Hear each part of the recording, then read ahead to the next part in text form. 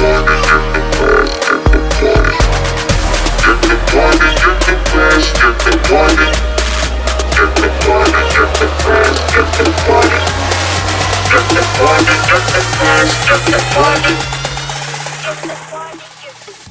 everybody and welcome to my tutorial for this little dragon hybrid thing. First we're going to just jump right in and start using Model Magic, which you can find at pretty much any store in the kids section where the Play-Doh is, and start creating these brow bones that I made. And I'll throw up a picture onto the side, that way you can have a general reference of what I'm doing or what my inspiration is. That way you guys can have a better picture for whenever you're creating this, if you so decide to. So I'm just laying down a flat piece that I rolled out up against my brow bone, and then I'm going to put this down on this paper plate, and then I'm going to roll in some teardrop shaped foam pieces on top of that, and I'm just going to smash them out until they look similar to what the picture I made is.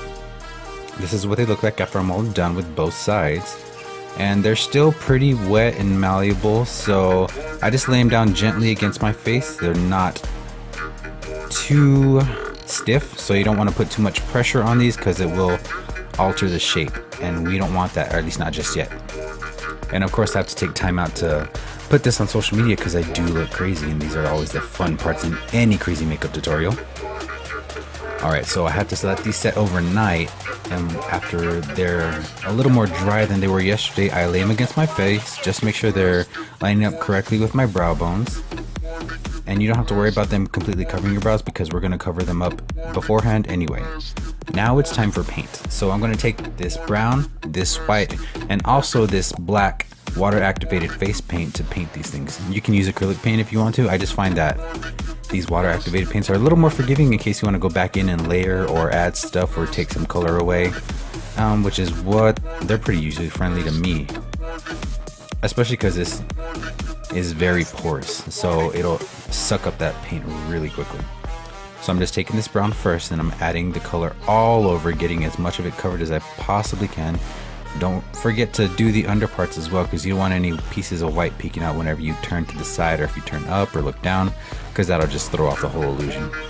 After that, I'll take this black pen and just go into the darkest, deepest points where the shadows would naturally get cast, and just fill that in. Wherever you see white is where you put the black. That'll just give it a little more depth and dimension and make it look more realistic. After that, I'm just going to go over on top with the brown again, just to wash out any of the black that may have gotten away from you if it looked like it went on a little too thick. So you'll just do that and blend it out, and then lastly you'll get the white and the brown mixed together and just brighten up the highest points on these horns. That'll just make it look like there's light naturally falling on it, and that just gives it a little more realistic look. We're going for realism here, guys, so you don't have to worry too much about super precise lines. Just worry about the shadows and the highlights. After you're done with that first bar, you're just going to repeat on to the second one, and that's basically it. Alright, so now we're going to go ahead and go into the actual makeup, but first we have to cover those brows, because with the adhesive that we're going to put on those horns, we need to make sure that our hair is covered. That way whenever we take these off, it doesn't take our brows with it, because that would suck and that would definitely hurt. Alright, so we're laying down the glue stick in the direction of our eyebrow growth, and then just do a couple of layers. You don't have to be super precise or super pretty with it. After that, you're going to grab some translucent powder. I just use Airspun because it's a good go-to for setting makeup and setting brows. So you're just going to take a powder puff and press that straight down onto the glue. Just make sure you get as much of that smashed in there as possible, so it creates that much better of a barrier for keeping that adhesive away from your hair. We're just going to keep doing that and repeating until it won't take any more powder. Be careful because this does make a mess and it does get everywhere. Just brush that off with a big fluffy brush after you're done. You don't want any excess powder. And then after that, you're pretty much set to go with the brows. And then now what we're going to do is we're not going to adhere them just yet. We're just going to place them on our brow bone. And then once we do that, we're going to grab a white pencil. It can be like an eyeliner pencil or a brow pencil, and just mark the general area onto our face where these things are going to lay. That way you know, and you don't actually have to put any color on top of that. So you can just leave these spaces blank because it'll adhere a little more easy to the skin. Because if you lay down color with the paints that you use, and then you put this on top of that, it's just gonna pop off that much more quickly, I've noticed. Or at least I found that for me. So you're just gonna do the same thing on the other side, excuse me. And then what you're gonna do now is you're gonna take a teal face paint and mix it in with a little bit of the brown and the white as well. And then you're gonna mix those together to form your highlight color. And you're just gonna place that where you would naturally place your highlight and contour. For those of you who actually do makeup on the regular, just follow your general highlight and contour rules for your face structure, because everybody's face is a little different. Just do what works best for you, okay? And the color scheme I came up with wasn't really anything planned. I just picked out, it actually came from the contacts that I'm wearing, because the contacts are a little greenish gray and then they have gold highlights. So I picked a greenish gray hue as my highlight, and then I used brown as my little darker shade for my base. I'm going over this again with a paintbrush because I'm not gonna lie, I'm a dude and I also have acne scars, so my skin's pretty textured, I'm not gonna lie, and I have no problems with it. I don't even attempt to hide it even really, because well, it's whatever. But anyway, yeah, so you're just gonna go over this just to make sure that every little bit and pore is covered and there's no natural skin tone peeking through whenever you go in. And then now you're gonna do your contour with the brown and a little bit of the white, just not too much. And then we're just gonna go in with the sponge after that to soften up those edges and pull that brown a little further up, because that'll bring in the cheekbone and make it look a little more sunken, a little more sucked in. And we're just gonna blend until our heart's content. We're just gonna follow that general rule all the way around the face. Just keep going back and forth with that brown and that highlight color, just so you make sure that all the ends are nice and naturally faded into each other. And then finally we're going to use a little bit of black and that brown to do the very outer perimeters, the darkest parts of where light would naturally cast the darker shadows. So just stick to the perimeters. You can use a brush if you want. I just went back and forth between this and a fresh sponge. Use a fresh sponge for this dark part, because you don't want the dark part going too far in, because it's just going to muddy up your highlight, and we don't want that because that's a pain in the butt to correct. I'm not going to lie. So just follow that through the other side of the face, and also remember, if you lay it down, to blend it out fairly quickly, because this is water activated paint. And if it sets too long, it's going to dry again, and then you have to wet it again and then blend it all over again, and it's just a pain. But yeah, here's what it's going to look like as we're going through it. So as you can tell, there's a little more depth to the look. So what we're going to do now is we're going to go to the neck, and I'm just using a big broad paintbrush because it just covers a lot of area very quickly, and I like to save time whenever I'm covering big areas, because it's a pain to do it with smaller brushes. Going down the neck, and then also going onto the ears, because I want to make sure that these ears are covered. And I'm just going back and forth between the sponges and then back to the brush, just alternating. Don't forget to do both sides. Make sure that if you do one side, you do the other. I have a bad habit of doing one side and getting so concentrated that I totally forget the other side. Yeah, it happens. What can I say? But yeah, we're just gonna excuse me, I can't talk, blah, blah, blah. We're gonna go along the other side of the neck to do the exact same thing. And we're just gonna bring it down and cover, well, as much as you want to cover. You can just stop at the face, or you can just go to the neck and then be good. It just depends on what you're wearing, I guess. But for me, I like to be extra, so I did my entire chest. But it came out pretty good. Excuse me, I can't talk. It's very late when I'm recording this, but yeah.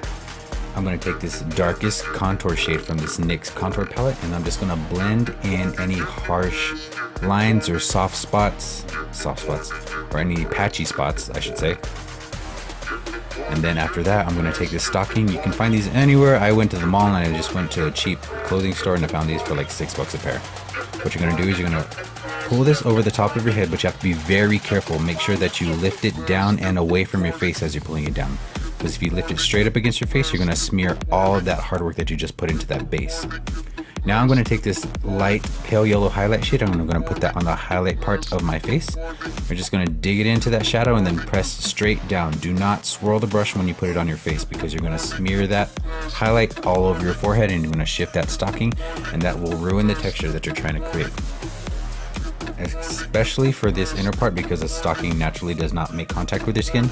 Just go straight down and press as firmly as you can. Now I'm going to take this black shadow. I believe this is the NYX Primal Shadow, and I'm just going to use that on my contour, the dark part, and I'm just going to press straight down with this flat foundation brush.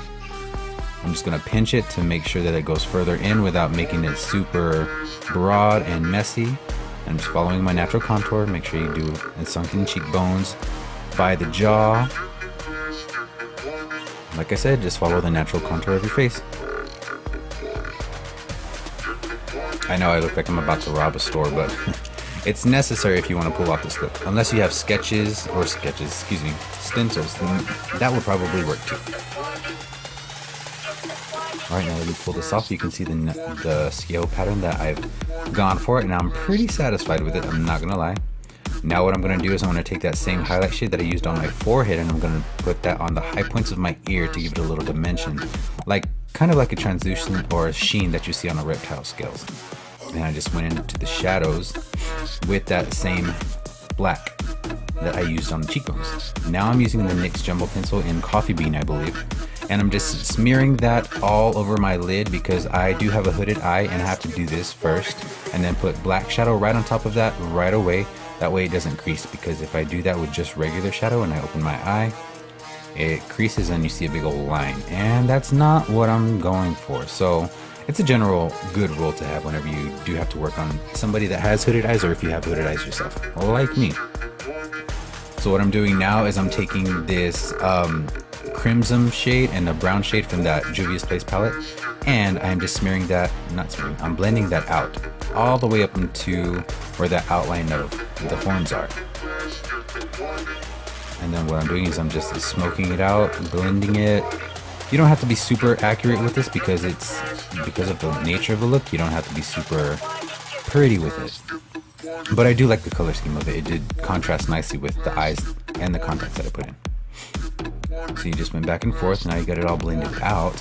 And now for this part, you're going to be laying on the skull horn thingies that we made earlier, finally.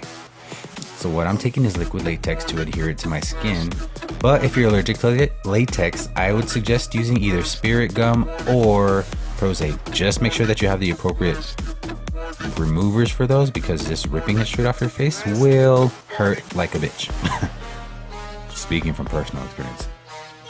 Alright, so we're just going to lay this down carefully and make sure that you lay it down and place it carefully, because if you smear the latex and it runs on your face, you have to wait till it dries, otherwise you're just going to smear it, and once you finally lift it off, it's just going to take all that makeup that you laid down beforehand with it, and that would suck because you would have to start all over again. Well, not all over again, but it's kind of hard to follow a scale pattern if you've already lifted up sections of it. Not fun. So you just repeat that on the same side, and this is what it looks like whenever you have both sets of brow bones on. Now what I'm going to do is I am going to lay down this matte lipstick from NYX. I believe it's Stone Fox, and it's actually one of my favorite matte lipsticks from theirs. I lay that on top of I believe it's the white shadow that I used earlier to mix the face paint. And then I'm taking I'm taking the brown shadow, and I am just patting it out and giving it like a natural ombre effect. You can be neat with this, or you can be not so neat and just make it a little more grungy. It's all to your preference. I just like the way it came out like this. Alright, so here's the final look after I cleaned up the lip, wet my hair a little bit just to make it fall naturally into my face, and I did a few touch-ups here and there, but this is pretty much how it all came out. Alright, I hope you guys like this. Let me know if you have any questions about what I did in the comment section below, and also be sure to like this video and subscribe if you would like to, because I'll be putting up more videos like this fairly often. Alright, thank you guys. We hope to see you soon, and I will be back with another video soon.